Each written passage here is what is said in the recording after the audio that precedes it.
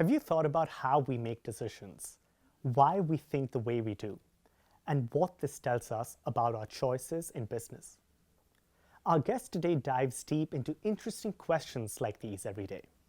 Why do we feel disappointed when things fall short of our expectations? How do we make good choices from hundreds of options? He looks at our behavior online and understands how our brains process information. He is an assistant professor of marketing at MIT Sloan and faculty affiliate of the MIT Institute for Data, Systems and Society. Dr. Rahul Bhui, thank you for joining us today. Thank you for having me, Abhinav. So I want to start by understanding your journey.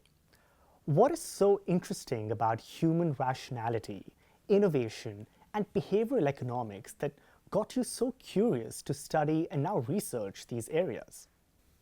Well, I think it's a fascinating topic that you see really so much in life. And for me, I grew up in Canada. My parents had immigrated previously from Mumbai. And so when you grow up in these multiple cultures at the same time, you end up living a life where the practices and cultures and norms in one group look very strange to people outside of that group, but the practices of the other group also look strange from the outside as well. And so from an early age, I think I got used to the idea that so many people are doing things that seem very unusual and maybe inexplicable almost from the outside, but when you think about their life and their perspective, it actually makes total sense within that. So from early on, I think I grew up with that idea in mind. I actually did not start in university as somebody studying human behavior. I was actually on the path early on to medical school. But during that time, I actually had cancer and was treated over 6 months. And during that time, realized maybe I'd spent enough time in hospitals and medicine was not really the path for me. And during that time, I developed an interest in social science and particularly in economics because I really enjoyed learning about business and mathematics. And economics seemed like a really nice balance because there was so much that we seemed to understand, and at the same time, there was still so much left to be understood, in contrast to a field like physics, where it's really hard for one person to make a big dent. So at that time, I got more and more into economics and that way of looking at people and how we think and behave in ways that maybe are very common to a lot of situations. At the same time, I think there's a sense in economics that the traditional ways of understanding and of doing things were not really enough. And especially at that time, the global financial crisis was happening in 2007, 2008. And that made it clear, I think, to everybody in the world that the current state of affairs was just insufficient and we needed something more. And some people will say that that was the worst thing to happen to the economy, but the best thing perhaps to happen to the field of economics. So in that sense, we really needed to come up with new ways of thinking and new ideas. Now, one of those paths that had become very prominent over the years was behavioral economics, and to bring in this more psychological element to understand not only the logical in our behavior, but also the psychological. How can we really understand the full picture without bringing in these multiple sides of our perspective and our human nature, if you will? So this further pushed me in the direction of psychology. And I spent time working with economists as well as psychologists and even anthropologists at the same time. After that, I went to graduate school at Caltech, where it's very interdisciplinary, and I started learning more about the neuroscience side and went into a program that actually was in between these different areas. That was a mixture of economics and computer science and neuroscience, and it seemed to me like this was very much the future. Like so many of the ways that the approaches that we took in economics, in some cases were very old-fashioned, which have their value as well, but at the same time, the new technology and the new ways of understanding and looking into the mind and opening this box really just seemed like it was growing at such a fast pace and answering so many questions that I had had up to that point. And so even though I did not at all intend to go down that path, I was really compelled to move that way based on what I was learning at that time. So I think there were many unexpected parts of that path, but it really coalesced around this idea of there being many different kinds of perspectives and trying to reconcile those and understand what are the right angles of looking at a person and trying to put those pieces together in the right way and seeing what are the sensible parts from all of those different angles. That's a very eclectic mix of experiences which led you to this unique combination of a subject area which I don't even think has a one name as such. It's really a combination of so many diverse fields, and yet they come together like a symphony. I also want to talk about your academic journey. You know, you were at Caltech for your PhD, you moved to Harvard for your postdoc, and now you're at MIT Sloan. Can you share with us some unique things about the educational and the cultural experience that you had in these places? Sure. Well, they all are very unique places with their own styles to them. Caltech was very scientific and very small. So it has a big reputation in science and engineering and STEM, but what most people don't realize is that it has only about 2,000 students. So it is an order of magnitude smaller than many of these large universities. And that means it's very condensed. Now, because it's so heavily natural science and STEM focused, the study of human behavior is actually a very small part of this. And it tends to be studied in ways that are closer to these natural sciences. So people would often use mathematical theory and laboratory experiments to understand what people are doing and why they're doing it in a way that is rigorous and systematic and methodical. Now, because it was so small, there's a culture of having as little bureaucracy as possible. And so you could do almost anything that you wanted to do. That meant that you could make all of these different connections between groups, and it was very, very interdisciplinary. Even the program that I graduated from was started by people in various different areas, including Carver Mead, who was very involved in developing early trackpads, the company of which is still actually, if you go deep into the computer settings for your trackpad, you'll still actually see Synaptics, which is a company that he co-founded. Or Richard Feynman, who was an early part of this program. So people from really around that interdisciplinary spectrum coming together and putting pieces together from all of these different angles that were very cutting edge and still continue to be. Culturally, it was a very eclectic place, I had to use your term. It was really filled with people who were so dedicated to understanding whatever was the topic of their scientific curiosity that you'd see the same people again and again, and you'd wonder, this person is wearing a blue Santa hat every day of the year. Not really sure why, but good for them for doing it. And the cast of character was really exciting at that point. I once was having lunch at this faculty lounge, and I was walking down the row of tables, and I tripped and I fell.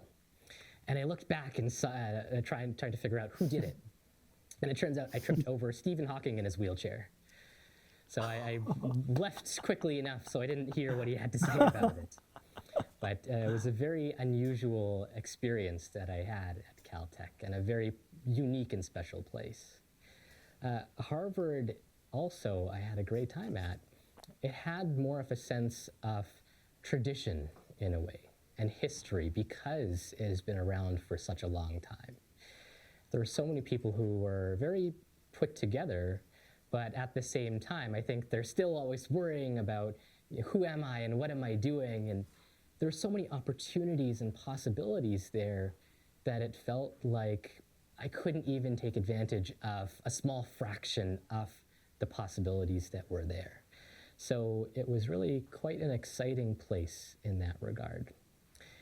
And at MIT Sloan, I've had a wonderful time. And it's really, again, one of the most interdisciplinary business schools in the world, without question. And if they weren't, I think they would not have hired me. You have people who are working, again, in a very STEM-oriented institute, but that gives a very special perspective on everything that we do, from psychology to philosophy. And so this computational perspective is really everywhere. It offers really great opportunities for those who are studying human behavior, because you're able to harness these ideas from engineering, from computer science, and bring them to bear to understand what people are like as information processing machines, in a way. So even within the marketing group that I'm officially a part of, the research that myself and my colleagues conduct is extremely varied and spans not only a lot of traditional marketing, but also involves neuroscience or involves political psychology. So really, the boundaries between fields are non-existent almost. That is, in some sense, we recognize that everybody's trying to get to the same answer. We're trying to understand the same universe, the same world. And so we should have some shared collective understanding of what that means, whatever method you use to get there. So I found all of these places to be wonderful, and the students to be both hardworking and humble at the same time. It sounds like you've come back full circle, because you started at Caltech, and that was an eclectic mix of various knowledge fields combining together. Then you moved to Harvard, which was a land of, as you said, tradition and opportunity. And then you moved again to MIT Sloan, which is again an interdisciplinary, eclectic mix of combinations.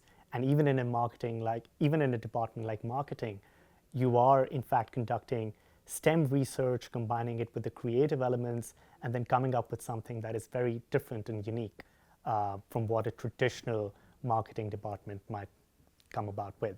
That's very interesting. I want to start by also talking about rationality and irrationality, because one of your core research areas focuses on that. And I'm curious about your goal of figuring out, as your website and as your description puts it, unifying principles that explain rationality and irrationality. You know, being in media, what we've learned is a bit about beliefs and how they work. We've learned about biases. We've learned about emotions and how context really explains all of these human things. So far, having done your research over the years, what have you learned about humans, and how are humans rational and irrational? Yes, I think it's often a matter of perspective. We clearly are irrational in many ways, right? We are biased, we're myopic, we're inconsistent, we forget things that happened and remember things that didn't. And despite all of these flaws, we are overconfident. So I think what's quite clear is that there's not a single person alive who hasn't made plenty of mistakes in their life. And all of us can certainly share in that experience.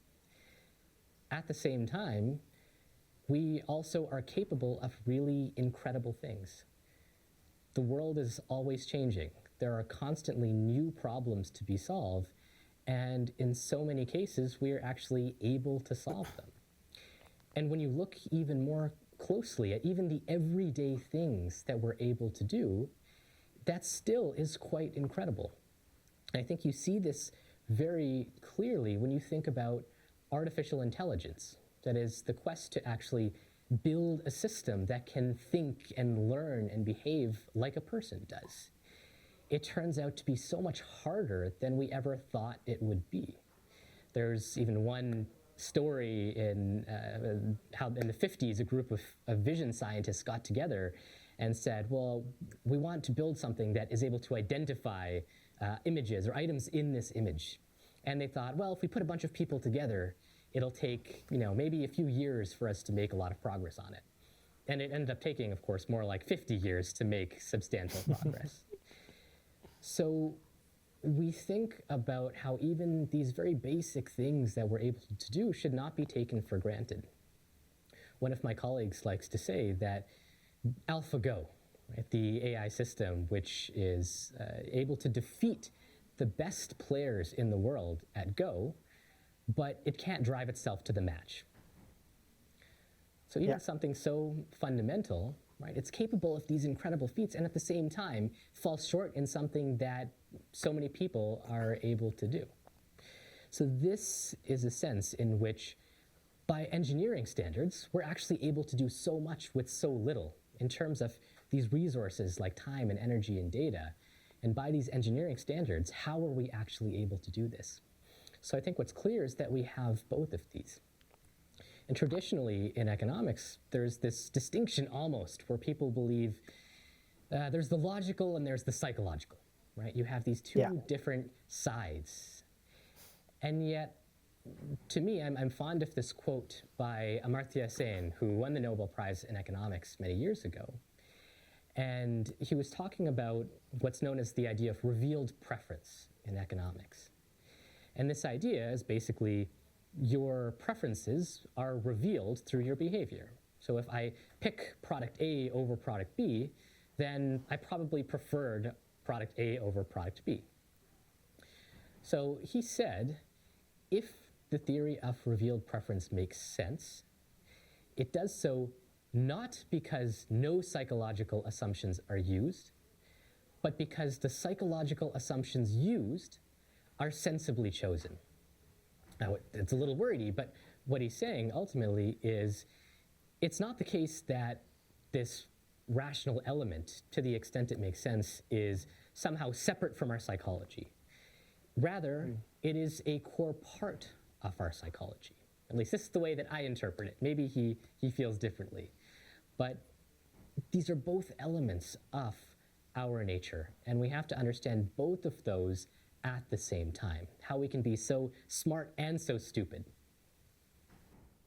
That's a very interesting take on how two opposites can sort of coexist in the human mind, in describing the human mind. And of course, how can we go about talking about rationality without talking about Kahneman? So, we've come a long way from the pharma and the efficient market hypothesis era to the Kahneman era and Tversky era of prospect theory. One said that humans are perfectly rational, and the other said that we're actually pretty rational creatures, which is exactly what you're also saying and elaborating on right now. As someone who's deeply involved in behavioral studies, how do you reconcile these differing viewpoints and this side of opposites that we are both rational and irrational at the same time?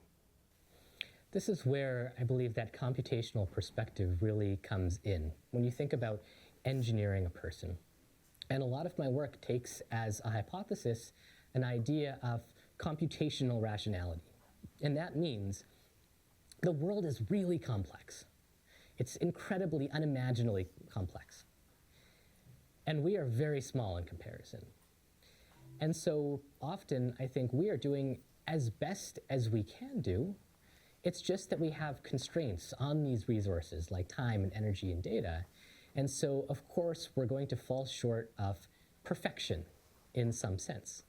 But maybe that's not a useful standard.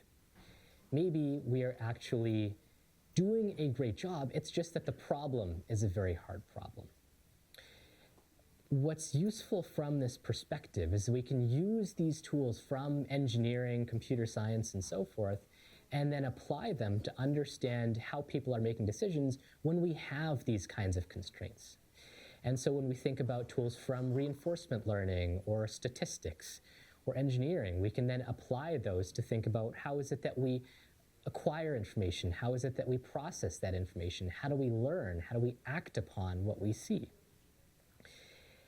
In that setting, it turns out to be able to explain both of these sides at the same time and shed a lot of light on the irrationalities as well in terms of when we should see these and what form they should take. So let me give you an example. As we've discussed a bit, there's a lot of context dependence. That is to say, you could take the exact same person and they're facing the exact same thing or situation, but they feel totally differently about it depending on the context. So if you end up, let's say today, with $100, you can feel totally differently about that depending on whether you started the day with $200 or whether you found that $100 on the street unexpectedly. In one case, you are disappointed. In the other case, you are so excited and elated. So it's the same economic outcome, but the way we feel about it is completely different. Now, some of my research has actually been about trying to explain why do we have this kind of relative thinking?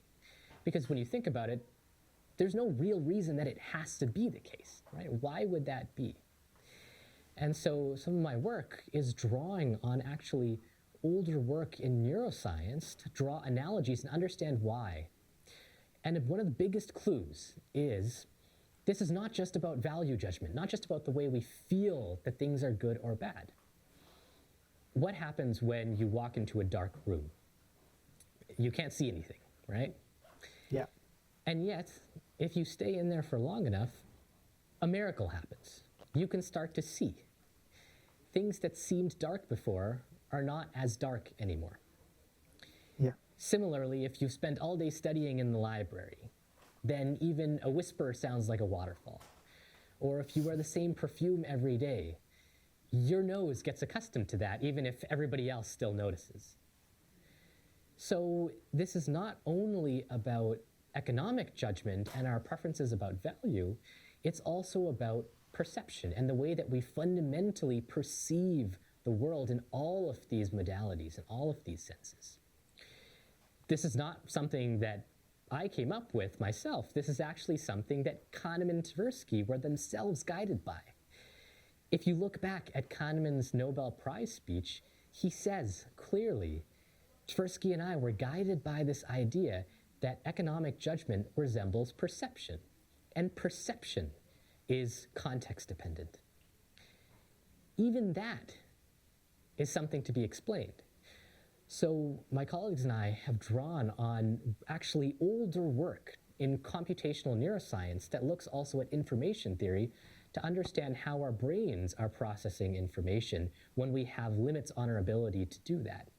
And the analogy is that just as our eyes are actually not able to see all levels of brightness at the same time, they're actually able to do that by adapting to the recent past, to change how sensitive we are to the local conditions that we're in. And that lets our limited capacity eyes be more sensitive to orders of magnitude more levels of brightness than they could otherwise be. So it's an adaptation to a constraint that we face at a deep neurobiological level, and it's something that we have to do. We couldn't even live otherwise. So it's something that seems like it doesn't make sense when you look at it from the big picture, but when you dig into the details, it actually has a lot of rationale behind it. I love the way how you've reconciled and gone really deep into the nitty-gritty of how unpredictable consumer behavior is, or how unpredictable in many different contexts, how unpredictably we behave. And that's something that's very fascinating, because you're talking about how our eyes adapt to different lighting conditions, how we respond to the same economic outcome in different contexts. But what I'm also curious about is if we were to just zoom out a bit and kind of abstract all these learnings and make it more accessible for people, for businesses, for marketing folks, for business people, how would you recommend we use these insights to understand ourselves better and also understand our consumers better? Well, I think part of the lesson is these are not necessarily as unpredictable as they seem. So let me give you two examples. One comes from the car rental company Avis. So in the 60s, Avis was not doing very well. They were lagging behind Hertz in market share. They were just not nearly as well off as Hertz. And they were trying to turn everything around. And so they hired a famous marketing agency called Doyle Dane Bernbach. People have probably never heard of Doyle Dane Bernbach, but they might have heard of the hit TV show that they helped to inspire, which is Mad Men with Don Draper. And this company has come up with some of the most famous advertising campaigns of the 20th century.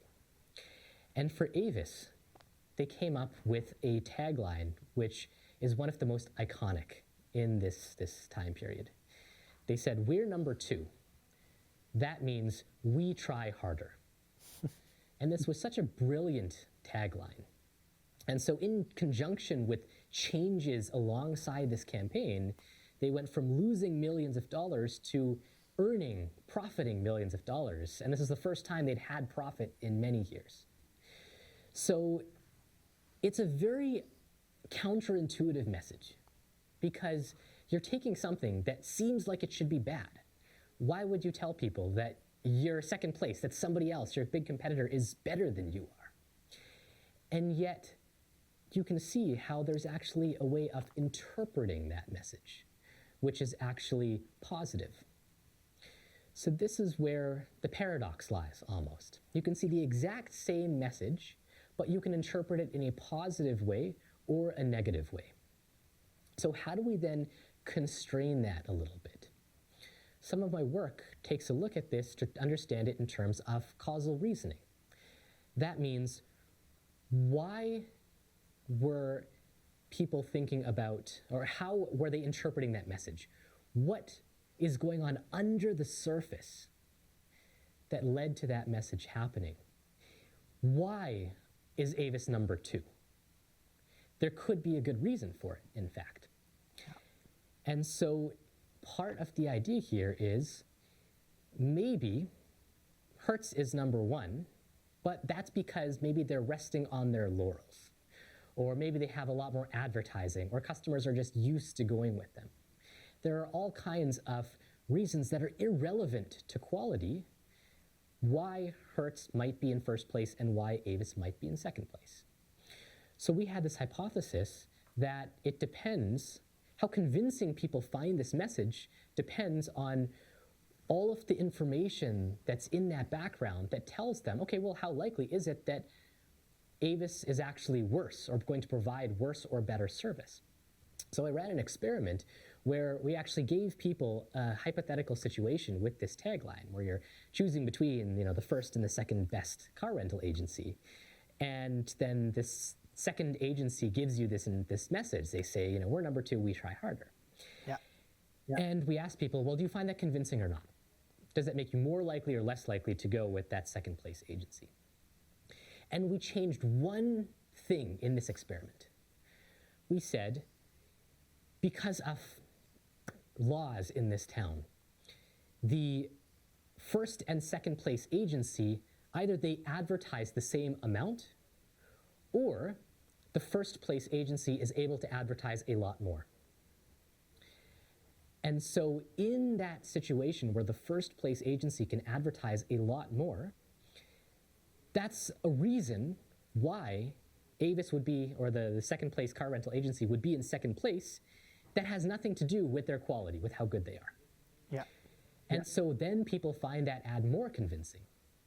But if they advertise the same amount, now, well, you can't explain away why they're second place that easily.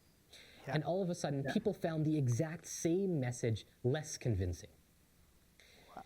So it's a matter of understanding not only the particular message that you're trying to convey, but also how are people going to interpret it? What are they going to read into that message? What are the background assumptions that they're making that tell them why the situation is the way that it is? So this is one kind of example. Another example is about online food delivery. And so we'd worked with a food delivery company called Deliveroo, which is one of the largest in Europe. And we were interested in understanding how people actually choose which restaurant to order from. It sounds like a very basic, almost trivial decision. But when you really break it down, it's actually so challenging, because you have hundreds of restaurants that you could possibly be ordering from. Almost all of them you've never eaten at before. You've never even heard of them, maybe. And so that's actually a very challenging decision, and yet one that feels relatively manageable to us. So how do we do that? We were studying how people explore their options. And when you think from a reinforcement learning perspective, there's something called the exploration-exploitation trade-off. Yeah. That means you have a balance between picking a restaurant that maybe you don't know as much about, something that you're uncertain about, but it could be really good. Or you could pick a restaurant that you know very well. You already know it's good, and so it's the safer option. The theory says, well, we should not just pick completely randomly, but we should actually adjust the balance in a strategic way. And it should be based on this sort of cost-benefit analysis, based on the uncertainty that's there and what we stand to possibly gain from it. And so in that actual consumer ordering data, we found that, for example, there is in fact a risk of engaging in that exploration. So when people were ordering from new restaurants, they ended up having lower ratings for that restaurant. And so there was a lesser proportion of these 5-star ratings that they gave. So there is in fact a downside risk here. At the same time, they did seem to be looking for these hidden gems, meaning they were particularly looking for restaurants where maybe they didn't have so many reviews at times, but there was a lot of this upside potential. And they were also generalizing across different kinds of restaurants. And so when they had a bad experience with, for example, Asian food, then they would tend to explore Asian food less afterwards, even other restaurants that they'd never been to. And they would always seem to switch to unhealthy food, particularly like American food and burgers, things that maybe they felt were comfort food for them. Yeah. So there's these patterns of exploration there. And what I think of the really exciting findings also is people who are in cities where the average restaurant quality was higher and less variable, they tended to explore more. In other words, if the food scene was really good, then the downside risk is not that large, and so go ahead, explore, because it can't be that bad. So again, this gives us what seems like a very unconstrained kind of problem, but with these kinds of computational principles, we can narrow down, well, what is it that people are making decisions based on? How are they learning? How are they picking new options, even in cases that they've never been in before? And in theory, people can use these kinds of insights to build into recommender systems, to understand or to help consumers make these better decisions based on the information that they might have available. But so a lot of this is really about trying to put systematic understanding and constraints into even these kinds of phenomena that seem either very unconstrained or very counterintuitive. But it can make a lot of sense through that lens. Wow. I really liked the depth of your answer and the nuance that you've added to everything over here, especially the part about how the desire to exploit is linked with the desire to explore. And if your experience exploiting a particular restaurant, if the Asian food that you ate was not as good, you're probably not going to explore Asian food more, and you will shift to other alternatives. And adding more layers of nuance to the typical theory that you have to find a strategic balance between exploration and exploitation was something that was very easy to understand, because you've just made it very practical by asking a simple but really a profound question about how do people choose between different restaurants. And that's an incredible insight into how we operate as people, as consumers, as decision makers. And so talking about decision making, we've talked about how we're rational and irrational creatures. So I want to talk about how we make decisions, particularly when we're really constantly juggling our tasks, clearing out our emails, switching contexts, and running against time. Would love to learn what you think about how limited time affects our quality of decisions. Well, what we know generally is that when you're under time pressure, it tends to make decisions worse. You make lower quality decisions, you are less accurate, you're less likely to pick the best option.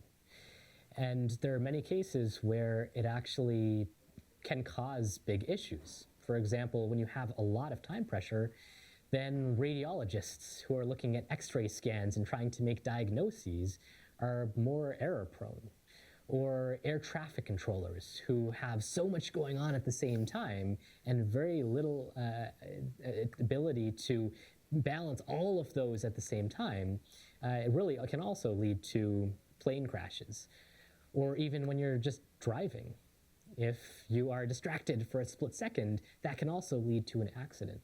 So there are many cases where, of course, as we think of, time pressure is really leading us to make worse decisions. Of course, we don't have infinite time. And how do we balance it?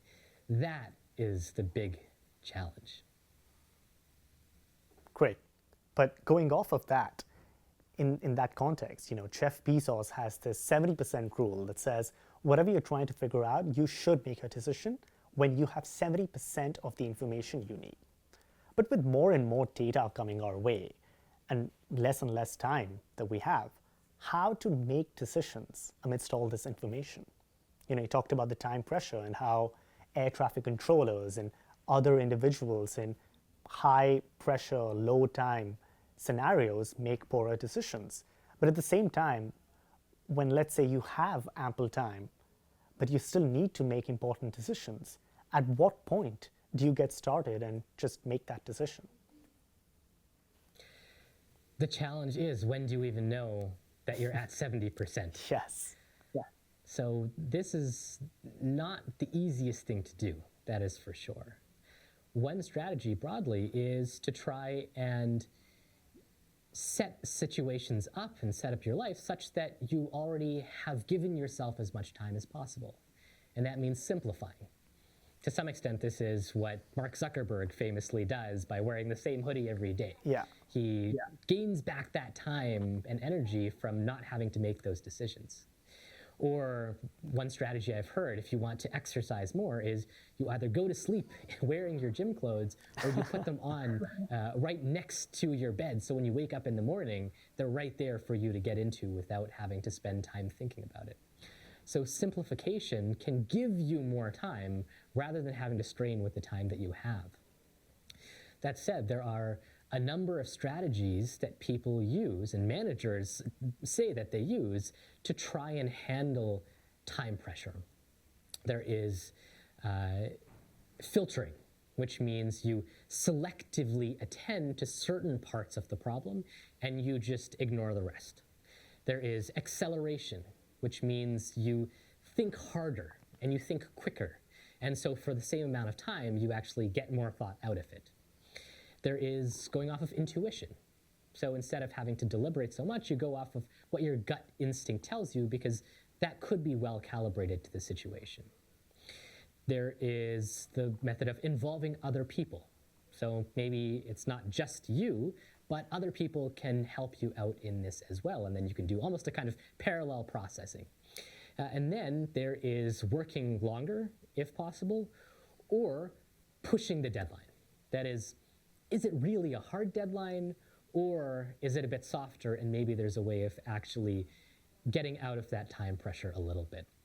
So these are the 5 or 6 strategies that managers use to try and handle time pressure. And in particular situations, some of those might be more or less useful. Now, the challenge there also is to be mindful of what the costs are and what the biases and blind spots are that will result. What's clear is you can't make a perfect decision, but whichever strategy you use, you want to think what's going to happen as a result and what might I be missing.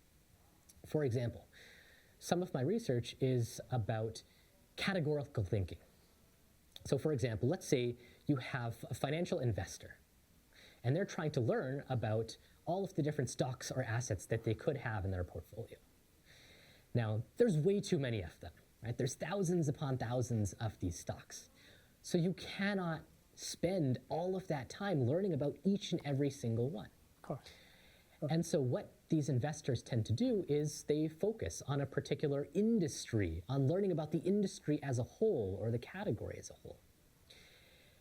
This is, of course, efficient because by learning about the industry as a whole, that tells you something about everything in that industry. Whereas if I say learn just about Apple, that tells me a lot about Apple, but not necessarily about how all the other tech stocks are doing. So you have this categorical thinking, but it turns out that because you're paying attention to certain things, you're also ignoring all of those individual differences, those idiosyncratic properties of each of these specific stocks. And so when you have that focus, it results in biases where you treat all of these different assets as being much more similar to each other than they actually are. The classic examples of these in behavioral finance are from, say, the dot-com bubble, where a company would change its name to whatever .com. It would make no other changes to its fundamentals, just change the name. And now all of a sudden it gets categorized as one of these tech stocks. And its stock price rose, even though nothing else changed. So because of this categorization, people ignore some of the details of that particular stock or that firm and treat it as if it were something else. Yeah. So even though that is individually efficient, it helps you economize on your limited time and attention, you have to be mindful of the biases that are going to result from that efficient strategy. Yeah. Do you think that there is an optimal time, though, for making decisions? I don't know, in multiple contexts, that amount of time would differ, and the magnitude of the decision would guide the amount of time that you're supposed to spend on it. But in terms of a general heuristic or a principle, how do we understand the optimal thinking time for making decisions? Well, in theory, there is an optimal time. The trouble is, it's hard to know what exactly that is, because it's so dependent on the assumptions. I mean, it certainly makes sense that the magnitude of the decision is quite important here. Yeah. But it's not only the magnitude, but the variance. That is, if you have two excellent options, but they're both very, very similar to each other, then even though they're both great, well, maybe you don't have to spend that much time because you can't really go wrong here. Now, it certainly is the case that when we spend too much time thinking, then even in clinical psychology, that can become rumination. So from my understanding, rather than trying to think about the exact correct amount of time in any specific situation, it can be more about the mindset that you're in. So a lot of research has drawn a distinction between what are called maximizers and satisficers. A maximizer is a person who wants to get the best option. They want to make the best choice and pick only the most superior optimal item out of all of the possibilities. And they're not satisfied otherwise. And of course, those people are going to take a long time making a decision. Satisficer. So the satisficing is a word that Herbert Simon coined, and he also won the Nobel Prize in Economics many years ago and was really a pioneer in this intersection of computer science and economics, and was also involved in a lot of organizational behavior and management as well. So he was very much an inspiration for this kind of perspective. So he thought a lot about this idea of satisficing, which is a word that's a mixture of satisfy and suffice. Yeah. And this is the idea that you just spend enough time until you found something that's good enough. It doesn't have to be perfect. It just has to be acceptable, and that's totally fine. And so research has found that people who are maximizers, they take a long time and they're never happy with what they get because there's always possibly something better. Whereas satisficers are actually more okay with what they end up with. So to me, it's a bit less about, what is exactly the optimal time. In fact, to think too hard about what exactly is optimal could be counterproductive because that makes you unsatisfied. Yeah. So I think it can be more about the general mindset that one takes into making these decisions and to accept that nothing will be perfect, but be okay with whatever is good enough in the situation that you're in. And sometimes that means not not thinking about what the particular problem is, but focusing on something specific, right? Because if I say, don't think of an elephant, what are you thinking of? An elephant. About an elephant. Exactly. So you have to focus on something else instead that takes your mind off of it. Focus on what your priorities are and what's important instead of thinking about this particular distraction. Got it. Let's talk a bit about MIT Sloan as well. What I like most about the Sloan experience is how it uniquely combines business acumen with the technical perspective. And you, Dr. Bhui, have been at MIT Sloan for the past so many years. Considering this unique blend of MIT, what are the skills that Sloan really equips its students with? Could you share with us, for example, a few stories that would help us really understand how this great institution really builds and gives knowledge to its students? I think, as you point out, what we really strive for is this multifaceted perspective. And in particular, one of the things that I try and emphasize quite a lot is this balance between the human side and the technical side. Yeah. In my class on marketing innovation, I emphasize both the qualitative and the quantitative, and trying to understand how you can put those together. Because a lot of this is really about understanding what it is that people want. And that can seem like a very wild and unconstrained thing. And so we try and convey a mix of qualitative techniques for understanding what is it that people really want. How can you best serve those needs? And in addition, how can you quantify the strength of those needs? How much do people want something? Because it's not possible to do everything or to provide all things that people want. You can't be all things to all people, but you can focus on the things that are most important. But to have this balance of discovering people's preferences and quantifying those preferences and putting those together in a seamless way, that is something that I really try hard to emphasize. We try and convey also these skills and help them to develop these through action learning. And this is something where Sloan is really dedicated to broadly. The motto of MIT translates to mind and hand. That means we care not only about the principles, but also about the practice. So in my class in particular, we have an action learning project where the students have to pick a product or service that really excites them, in some case, a product or service that they are working on a startup for, and come up with a new marketing plan, including new customer research. So it forces them to really come face to face with other people and who they are and what it is that they actually want and care about, and doing their best to provide that using whatever means that they can.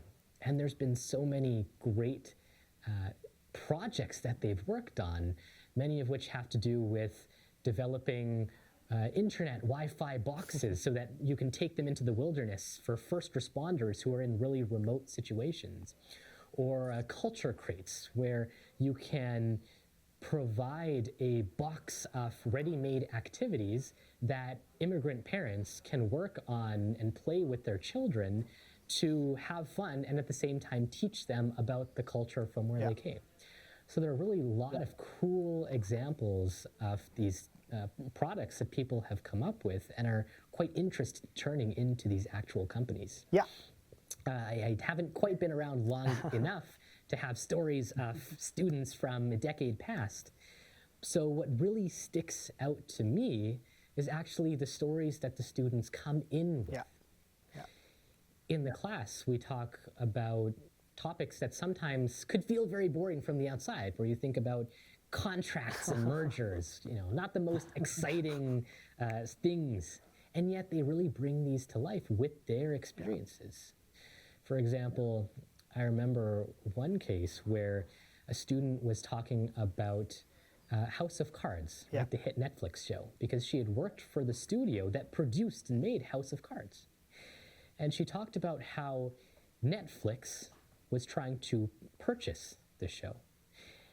And they were able to do that because they had this treasure trove of data on what consumers, what their audiences were watching, what actors they liked, what kinds of shows they liked, what producers, what directors they were really interested in.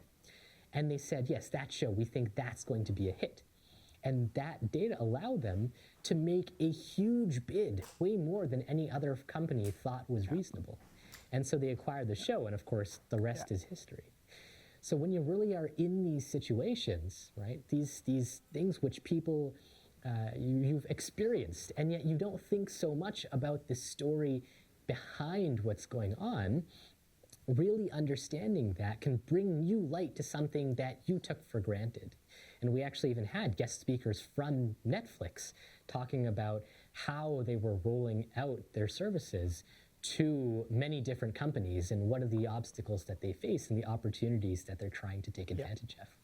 So we get all of these different perspectives from the field, from the students themselves as well, that really comes together to make for a very exciting class. And as I mentioned before, the students themselves work hard and are very humble. And so it's been a really gratifying experience to hold all these discussions with them. Do you think that there are some general skills or insights that we can take away from this approach and how MIT really trains its students and really teach ourselves over time the MIT, the action learning, the Sloan experience way? Yes, I certainly think part of this is about the importance of learning by doing. You will not be able to fully understand something without actually engaging in that practically. And even when you're doing something that's academic, like learning mathematics, you have to do the problems to really understand it, because it's easy to say, oh yes, I know how to do that, I know how to do that. And it's another thing to be faced with the actual problem and to then solve it. So gaining that experience is particularly valuable, and you should engage in that even when you're not totally sure what to do. And you mentioned Jeff Bezos and his 70% rule, and there's actually something else similar to that called the 85% rule, where you should really try and be in a situation where most of the time you are able to do the right thing, but there's some part of the time that you intentionally get things wrong. Not because you're trying to do it wrong, but because you're at the edge of your ability, just to the extent where you're motivated enough to keep going, but you're also clearly, you have room to grow and you're able to learn from those experiences that were not quite as perfect as they could be. So I think learning by doing is certainly important. The flip side of that is you probably have more experience than you think you do. So in all of these cases, remember, we have students who are coming in with all of these experiences already. And these are the examples, the cases from which you draw a lot of these more general lessons. And so you can find these connections and draw an understanding of the general from the specific here. So even if you were moderating an internet forum, or a classic example is somebody was playing World of Warcraft for many years, you don't think of that as being necessarily an important business decision, but at the same time, that often requires managing these big groups of people and coordinating and having teamwork under, as you were talking about, a lot of time pressure. So in many cases, the experiences that you have could actually be much more relevant than you think they are. So think hard and look back at your experiences and see if, in fact, maybe there's more richness there than you thought. Great. That's absolutely so enchanting to hear about. One of the books I've found really interesting over the years is The Art of Thinking Clearly by Rolf Dobelli. And what this book does is that it gives you a list of these cognitive biases. And the hope is that if you're aware of these biases, you'll probably overcome them. You've personally gone so deep into behavioral economics and cognitive neuroscience and how we make decisions. Could you share the most interesting insights that would be useful to understand ourselves better, to understand how we make economic decisions, and importantly also, how we think of money? So a few points that come to mind. One is from Kahneman himself, and he said, "Nothing is ever as good or as bad as it seems." That is to say, I think when something good happens, we think, oh, that's incredible, I'm going to be happy forever now. I got this thing that I always wanted. And, of course, that's never the case. And the flip side is something bad happens and you think, oh, this is awful, this is the worst thing, and I'm never going to be happy again. And that also is not usually the case. So we tend to maybe overreact to these situations. And I think having a bit more of a tempered mindset here that's a little bit more graceful acceptance of that situation, that I think can serve people quite well in understanding the situation that they're in and what they're going to encounter in life. When it comes to making decisions, maybe counterintuitively, I'm going to think about not over-optimizing. That is, leave a lot of space. Because if you are hyper-optimizing, that leads to fragility, right? You have no time for opportunity to play a role in your life. Even in supply chains in the world, we saw that when COVID was happening, when you're hyper-optimized on the sharp edge of getting things ready as quickly as you possibly can, that leads to a kind of lack of robustness. Because if you've built this tower to get as high as you can, it's probably not very stable. So you want to bake in some space and not try to over-optimize too hard. And particularly when it comes to time and money, I would say don't think too much about leisure time or your spare time in monetary terms.